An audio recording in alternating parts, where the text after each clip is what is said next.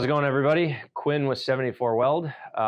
Today, we're going to dive into our solution for the Ford Bronco steering rack. If you're watching this video and you did not watch our previous video on why racks are failing, I would suggest check that out first. It gives the prelude to why we're doing what we're doing here, and we'll kind of dive into it. Our solution on the Bronco rack is pretty straightforward. There was a lot of speculation on what we might do. I'll tell you that we're not doing anything that we feel is crazy.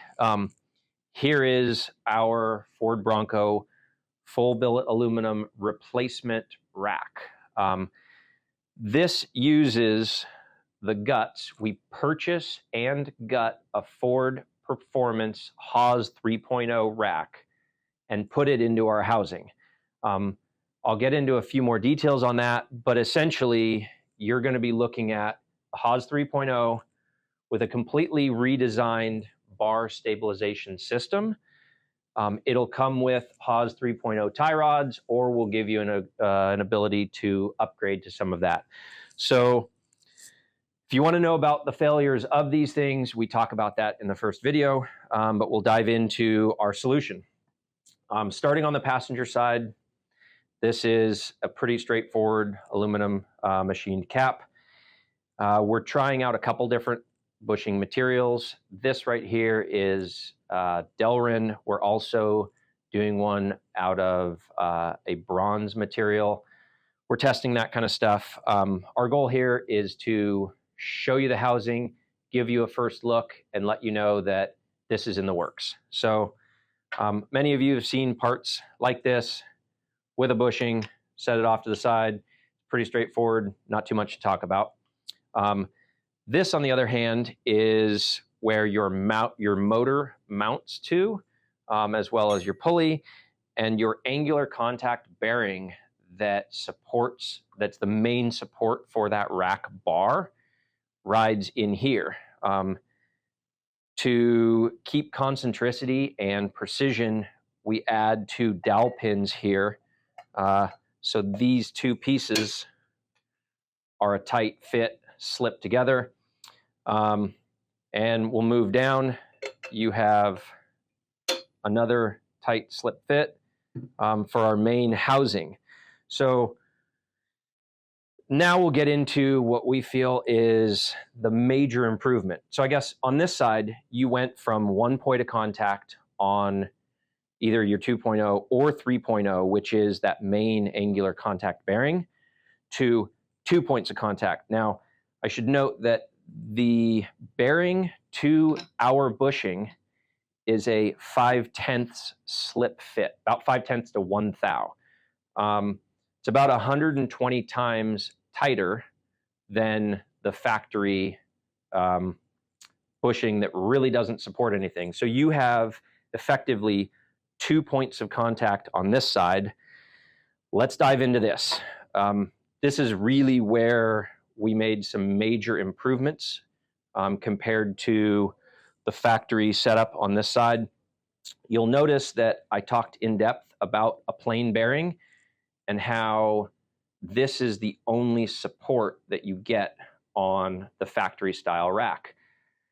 It only contacts the rack bar in two little spots, and it doesn't really provide any support other than backing up and keeping your rack bar meshed properly to the pinion. So we completely eliminate this when we do this housing. What we did instead is we determined where the rack bar needed to sit to have proper mesh to that pinion. We measured it on our CMM without the housing, as well as we took brand new Haas 3.0 housings. We compared all the data, and we determined we knew what kind of backlash needed to be in that rack and pinion. We verified that with rack manufacturers. And so we have a bushing here with a cutout. That cutout is for the pinion to be able to slide in. So you have, this slides onto the rack bar. So you have full contact all the way around on both sides of that rack bar in relation to the pinion. So this part is machined on one of our Hermle 5-axis machines. They're arguably some of the most precision 5-axis machines in the world. Why that matters is that this bore here in relation to this bore here in relation to this bore here is super critical. So if we can nail all of these features, you now no longer need any adjustment, and your bar is completely supported in a housing that, if you ever manage to break this, I'll just give you a new one, no questions asked, because there's so much additional material in here.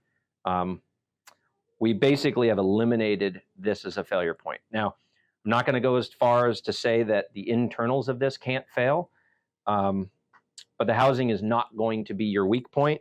And as you can see on both of this, you've got a crack all the way around from this being shock loaded and blowing out the housing on this side. And you've got a failure both on the main casting as well as on the outside cap. We finish it off with a fancy little plate, also dowel pinned. And this piece here is a tight slip. Bear with me.